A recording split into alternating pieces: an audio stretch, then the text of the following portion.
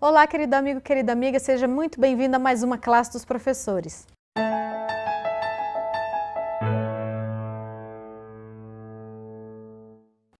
Hoje nós vamos estudar juntos a lição de número 13, que tem como título Epílogo, Conhecendo Jesus e Sua Palavra. Mas antes da gente começar, eu vou pedir, como sempre, a sua ajuda para a gente divulgar o projeto da classe dos professores. Se você é novo por aqui e ainda não é inscrito no nosso canal, corre lá no nosso canal Adventistas Lago Sul, se inscreve e não esquece de ativar o sininho das notificações.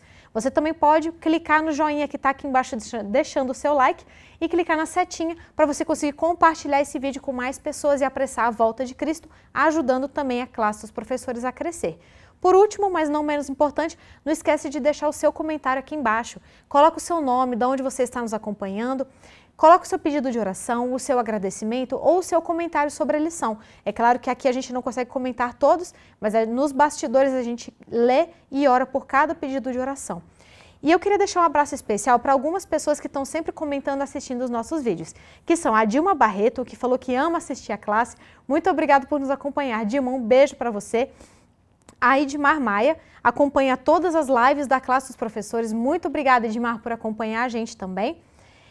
A Glorinha Maciel, ela pede que a gente inclua a sua família nas orações. Eles são do Rio de Janeiro.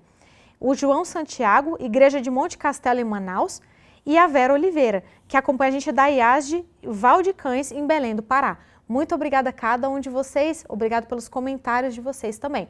E para a gente começar então, eu quero apresentar para vocês os nossos professores. Aqui do meu ladinho eu tenho o nosso querido Verivelto. Bem-vindo, Verivas. Muito obrigado, é uma alegria sempre estar aqui com vocês. Uma alegria ter você. Do lado dele a gente tem a Cris, seja bem-vinda, Cris. Obrigado, que bom estar aqui com vocês. Bom ter você também.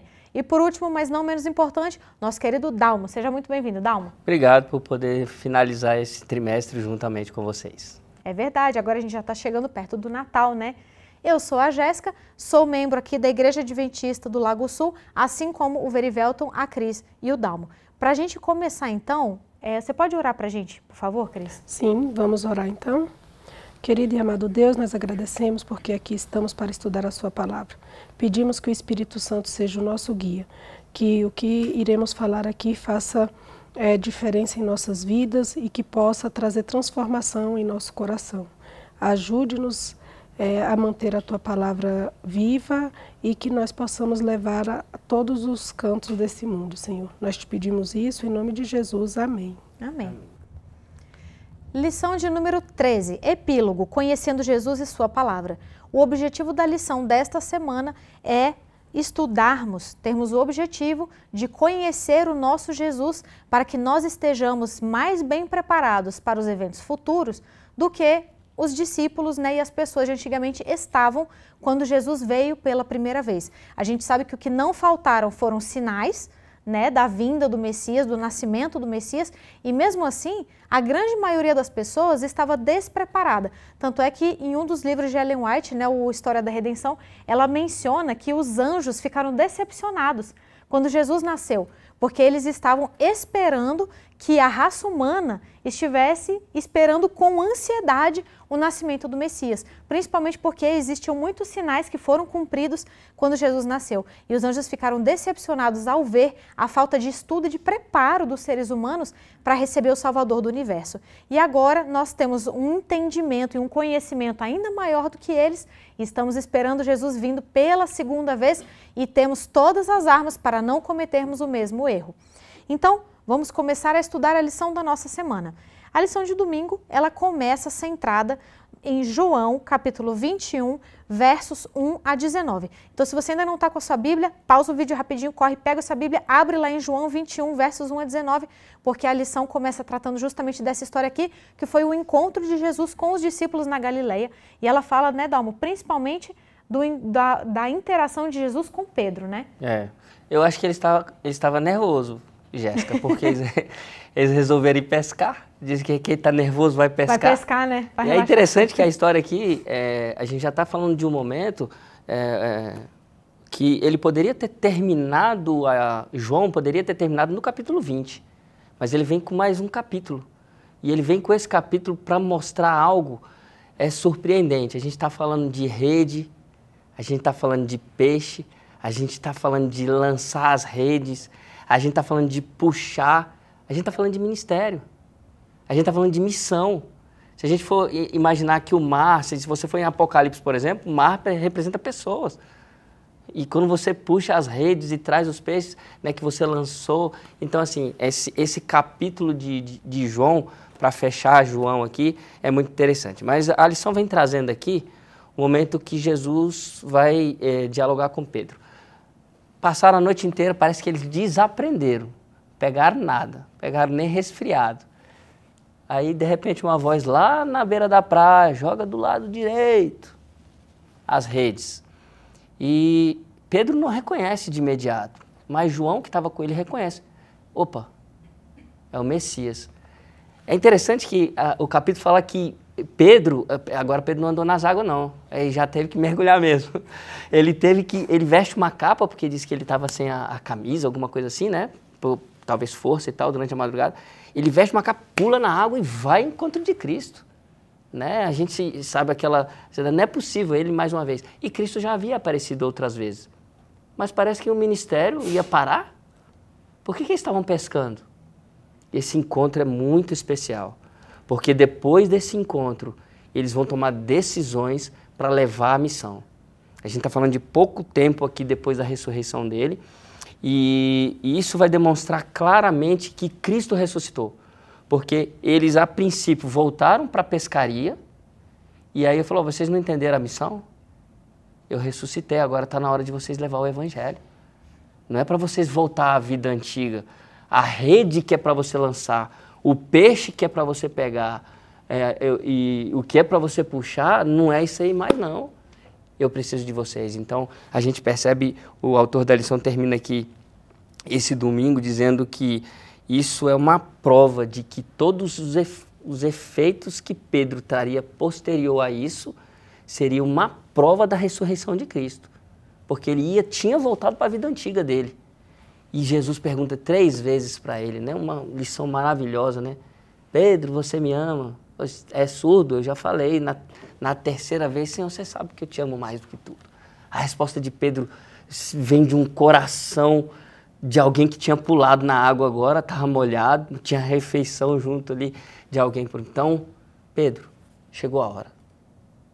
Vai buscar minhas ovelhas. Eu preciso que você leve essa mensagem. Pedro estava preparado para isso. Que lindo, né? E o legal também é que assim, Jesus pergunta 3 vezes, né? E Pedro negou quantas vezes? Para apagar essa imagem, né? Exatamente, para tirar aquela dúvida. Ele negou 3 vezes, então agora ele me confirma 3 vezes o amor dele. Então é muito bonito a gente olhar essa história e ver como as coisas de Deus são tudo intencional, né? Nada de Jesus é por acaso mesmo. Assim. Até é tão criterioso, eu fui estudar sobre o número 153, e a gente não vai comentar aqui, mesmo porque tomaria muito tempo, né? Mas fala que ele pegou 153 grandes peixes, né? E quando você vê que aquele eu sou Elohim, quando você soma essa palavra, dá 153 no hebraico, cada número. Então, assim, é tão maravilhoso esse momento aqui que daria um trimestre para poder estudar isso, né? É incrível como a Bíblia, ela é realmente uma mina de ouro, né? Ela tem lições que desde a pessoa mais simples até o mais erudito que consegue cavar, que entende várias línguas e não cansa. Você pode ler e estudar quantas vezes for, que toda santa vez que você estudar, você vai encontrar lições novas. E nada é por acaso, como a Cris falou, né? Nada. A gente já até comentou aqui ao longo do trimestre, não existe uma única coisa escrita na Bíblia que seja por acaso. Não tem. Tudo tem um motivo, tudo tem uma lição. E a gente fala, né, justamente sobre essa questão de fazer discípulos, de ir atrás das pessoas, de lançar a rede, de pescar homens. E uma coisa que a lição traz para a gente tomar muito cuidado é que muitas vezes nós temos pessoas, na própria igreja adventista, nós temos grandes pregadores, né? Nós temos grandes pregadores, temos pessoas com muita influência, pessoas que aparecem na televisão, que, né, acabam trazendo muitas pessoas para Cristo. E infelizmente uma das coisas que acontece é que às vezes essas pessoas caem. E infelizmente quando elas caem, muitas e muitas pessoas abandonam a fé, abandonam a igreja por causa dessas pessoas, né, Verivelton? Então, é muito importante a gente colocar a nossa fé em Jesus, né? Ao invés de colocar em outra pessoa. Exatamente, Jéssica. E o Dalmo até falou ali na parte de domingo, né, que aqui em João 21, do 1 até o 19, que poderia encerrar ali no 20, eu digo que não, Dalmo. Porque senão ia ficar sem assunto para eu falar aqui na parte de segunda-feira, porque justamente nós estamos falando sobre capítulo 21, 22 e 23, que são depois do 20. E o que aconteceu aqui, que eu achei de extrema importância, que você acabou de falar, Jéssica, que a gente tem que manter os olhos em Jesus, não é mesmo? Depois que Pedro estava ali com Jesus, naquela cena que Jesus perguntou 3 vezes se ele o amava, e Pedro confirmou que o amava, Jesus falou, vem, segue-me. E Pedro começou a seguir Jesus, só que Pedro achou que era só ele que ia seguir Jesus. Quando ele olha para trás, João também estava seguindo Jesus. E aí Pedro fala para Jesus assim, e ele, porque Jesus já tinha falado naquela ocasião como que seria a morte de Pedro. E Pedro estava curioso para saber como que seria a morte de João. E Pedro fala, e ele, Senhor, como que vai ser a morte dele? Daí Jesus fala para Pedro aqui, ó, quer ver? Em João 21, 21. João 21, 21. Diz assim, ó. Vendo, pois, Pedro perguntou a Jesus, e quanto a este? Respondeu Jesus, se eu quero que este permaneça até que eu venha, o que te importa? Quanto a ti, segue-me. Ou seja, a gente não, como você acabou de falar, a gente não tem que ficar focando nas pessoas, a gente tem que focar em Jesus. Jesus disse aqui, ó, se eu quiser que ele fique até que eu venha, ele vai ficar. Você só tem que se preocupar em me seguir, não se preocupar com seu irmão. E João ainda fez questão, nos versos depois disso, de esclarecer uma dúvida, né? Porque o que acontece? Quando Jesus falou o que importa se quer que ele fique até que ele venha, os discípulos naquele momento ficaram achando que João viveria até a volta de Jesus. E quando João começou a envelhecer, eles começaram a ficar preocupados, porque João já estava ficando velho, poderia morrer e Jesus não tinha voltado ainda. Então o que ia acontecer com eles, né? Quando que Jesus ia voltar? Então João, aqui no final, ele acabou explicando isso para que não tivesse dúvidas, né? João diz assim, ó, então se tornou corrente entre os irmãos, dito que aquele discípulo não morreria. Ora, Jesus não disse que tal discípulo não morreria, mas se eu quero que ele permaneça até que eu venha, o que te importa? Ou seja, Jesus em nenhum momento não disse que João não morreria.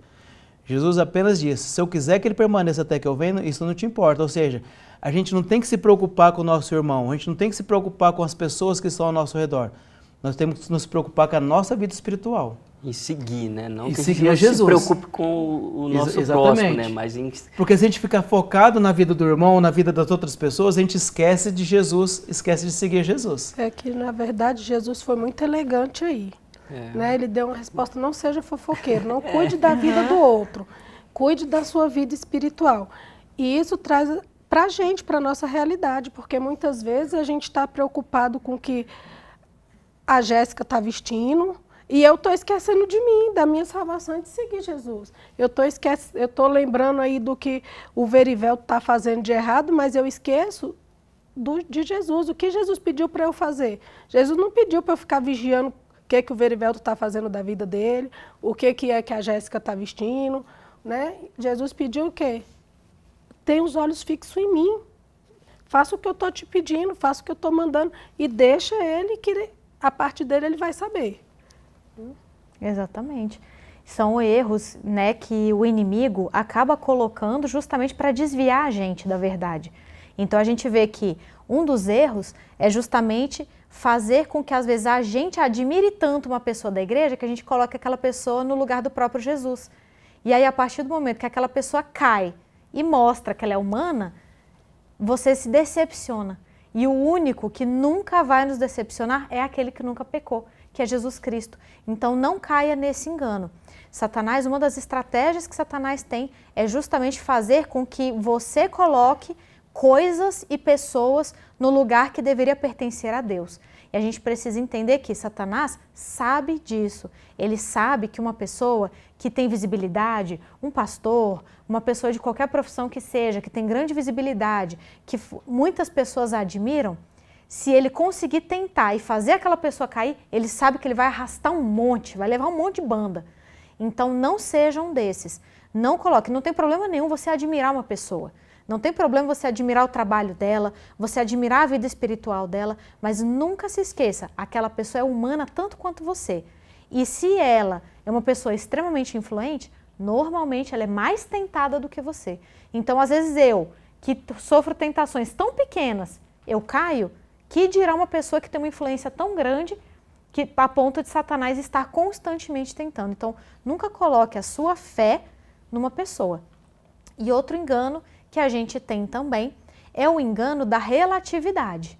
De que existe um meio termo, né? Que existe um meio do caminho, que o certo é certo dependendo e o errado é errado dependendo, né, Cris? Mas uma das lições que a lição traz aqui pra gente é a de que, na verdade, existe um contraste entre luz e trevas no mundo espiritual, né? Exatamente.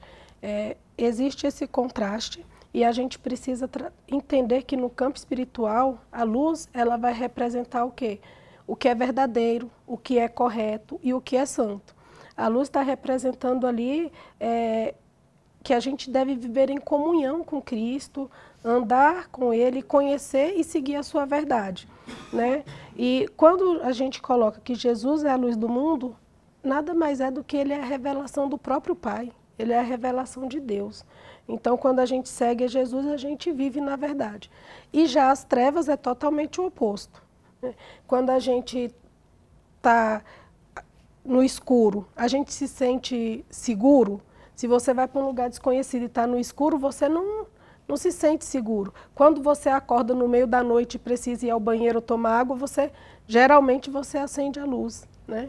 Então, trazendo para o mundo espiritual, as trevas, ela só te traz confusão, ela só te traz ruína e ela vai te afastar de Deus. Então, a gente precisa deixar muito claro que não existe um meio termo. Ou você é ou você não é. Ou você está na luz ou você está nas trevas. Aonde você quer andar? O que te traz segurança? Aonde você se sente firme e você consegue enxergar as coisas com mais clareza? Na luz ou na escuridão? Então, no campo espiritual, a gente traz isso. Isso é muito interessante, né? Porque uma das formas de didática de Deus, né, é justamente usar coisas do mundo que nós conhecemos, né, que se aproximam. E a gente tem no mundo físico a luz e as trevas. Então, que forma mais clara de representar do que essa? Aonde existe luz, não tem como ter treva. Até porque a escuridão, do ponto de vista físico, ela não existe. Ela é uma mera consequência da ausência de luz. A luz existe, ela se comporta em certos momentos como onda, em certos momentos como partícula. Então, ela existe no mundo físico. Onde a luz está presente, você não pode ter trevas. E aonde você remove a luz, a consequência natural são as trevas.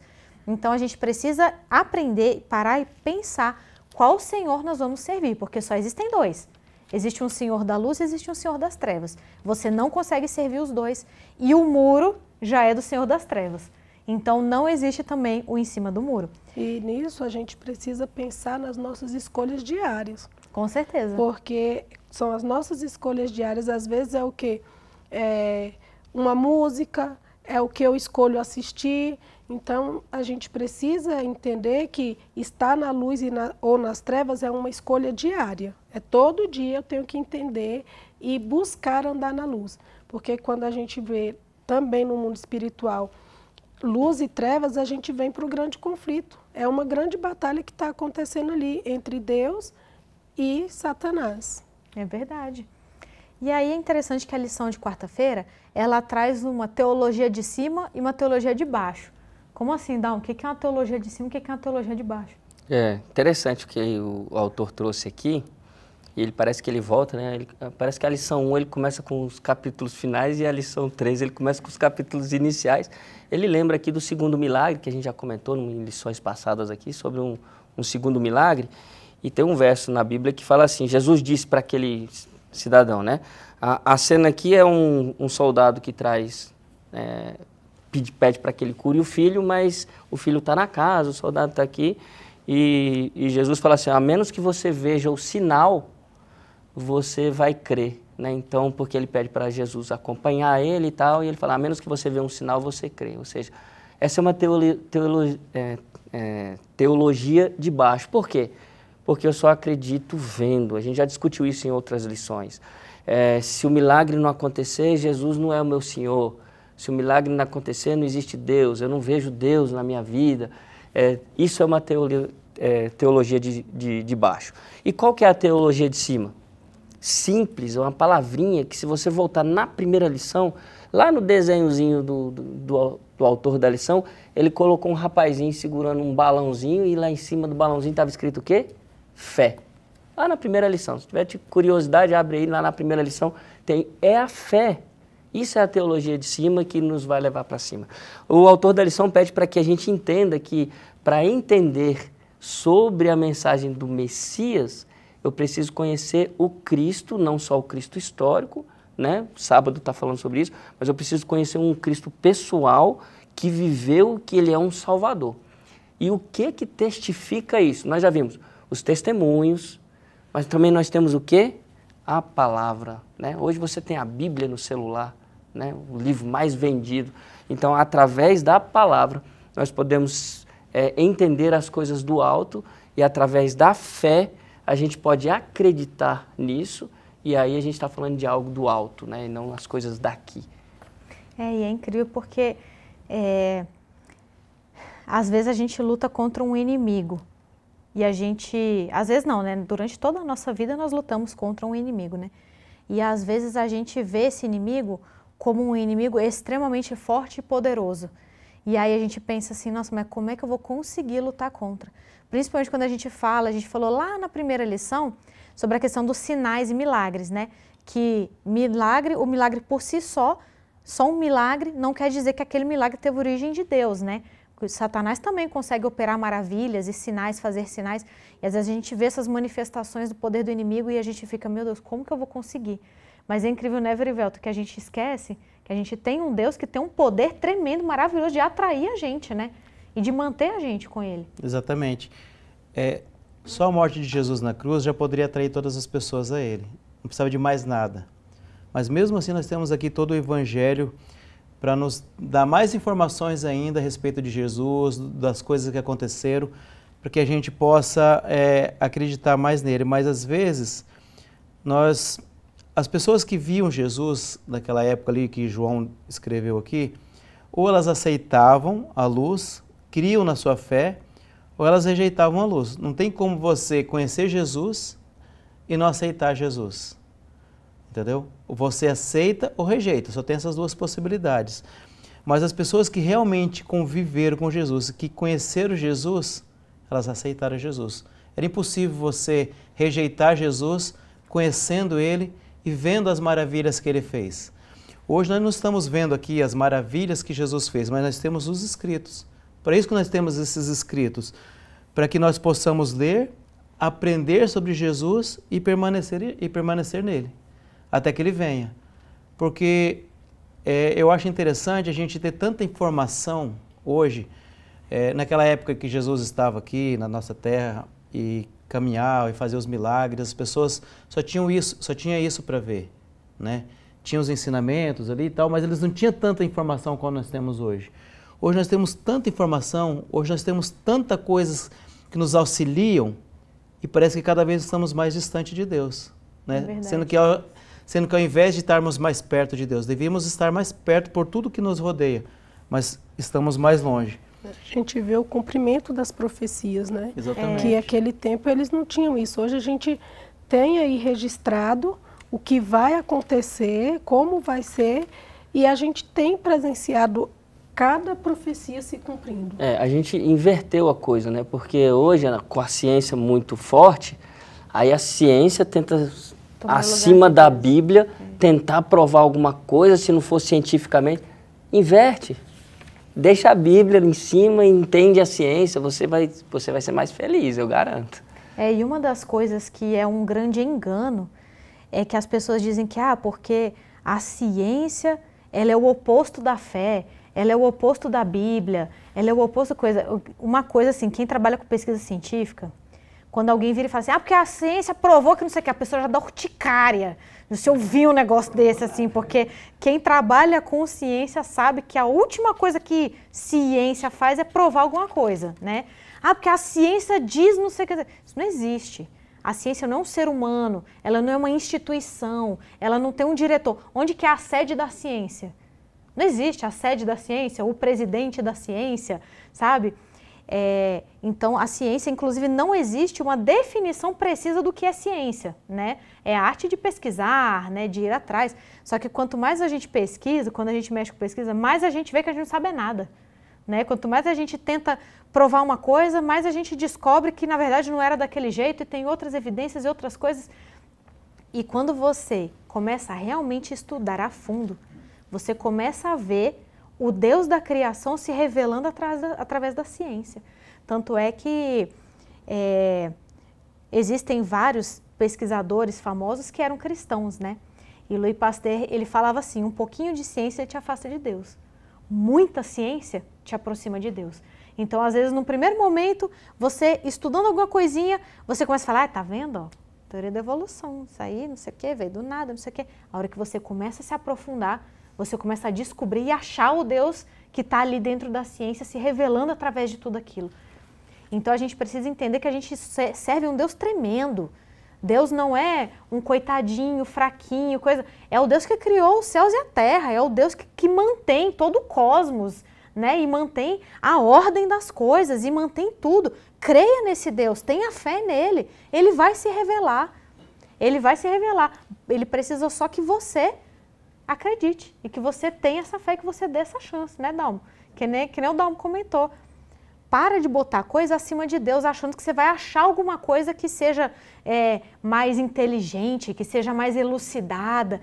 Coisa. O Deus é o Deus que deu a tua inteligência. E que, aliás, deu uma inteligência para Adão que superava a nossa e muito. Então, esse Deus, ele está acima de todas as coisas. E a gente tem que entender que a perspectiva de Deus, né, Cris, é muito diferente da perspectiva do homem com relação às coisas. Com certeza, porque diante de tudo que você falou, nós temos uma diferença da perspectiva humana e da perspectiva de Deus. A perspectiva de Deus, ela é para a eternidade. Deus é soberano, ele controla tudo. E a perspectiva humana é para o agora. Eu vejo o agora.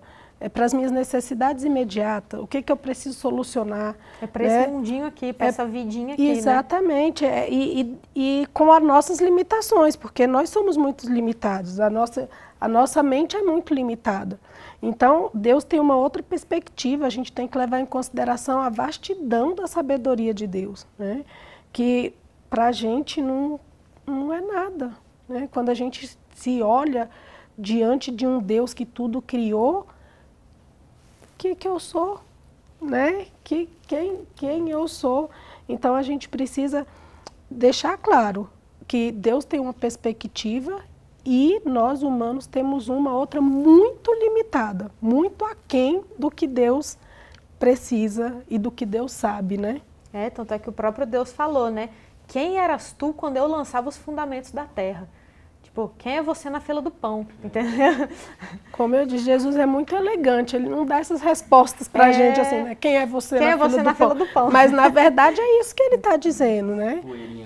Exato, você é só uma poeirinha quando você vai olhar aí, né? A imensidão do universo. Então, eu não sei nem se a gente tem perspectiva. Eu também acho muito difícil. Eu fico imaginando às vezes quando a gente estiver no céu e a gente puder visitar os outros planetas que Deus criou, os outros universos, os outros seres, as outras coisas. Gente, eu acho que a gente vai ficar tão sem graça, sabe? De ficar, meu Deus do céu. E eu me preocupando porque estava faltando R$200 para eu pagar aluguel. E você ter um Deus, você servir um Deus desse tamanho, dessa magnitude, e a gente ter essa perspectiva humana tão pequena, tão pobre. Então, por uma coisinha que eu faço, eu já me engrandeço e acho, nossa, exatamente, eu sou o máximo. Achando que eu sou grandes coisas, entendeu? E não é verdade. E não é. Mas não é nada. Então, vamos ter noção da nossa pequenez, da nossa dependência e de quem é o Deus que a gente serve. Uma das coisas que se não me falha a memória, está em um dos escritos de Ellen White, né? Que Satanás, ele gosta quando ele escuta pessoas falando sobre o poder que ele tem. Porque ele é orgulhoso, né? Tanto é que o pecado original dele foi o orgulho, era a adoração que ele queria para ele mesmo. Então não vamos dar esse gosto para o encardido, né? Vamos exaltar a grandeza do nosso Deus, do nosso Pai, do nosso Criador, do nosso mantenedor. Porque ele tem planos grandiosos para mim, para você, para cada um de nós aqui.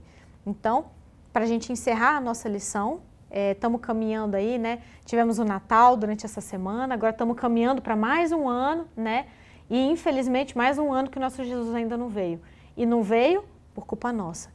Então, vamos se mexer, vamos virar pescadores de homens, né? Assim como o Dalmo estava falando, que Jesus deixou a lição, né? Agora não é mais hora de pegar peixe, agora é hora de pegar homem, de pescar homem. Então, vamos virar pescadores de homens e vamos nos preparar para a gente conseguir ajudar, pregar o Evangelho, para que ele possa voltar logo e nós possamos deixar esse mundinho pequeno, com a nossa perspectiva humana pequena, e ir partir para algo muito melhor.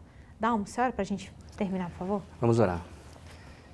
Querido Deus, somos gratos por mais um ano que se encerra, mais um trimestre também. Somos gratos a Ti porque a Tua palavra trouxe a pessoa de Cristo, a morte, a ressurreição e vida de Cristo, o que me traz agora a oportunidade.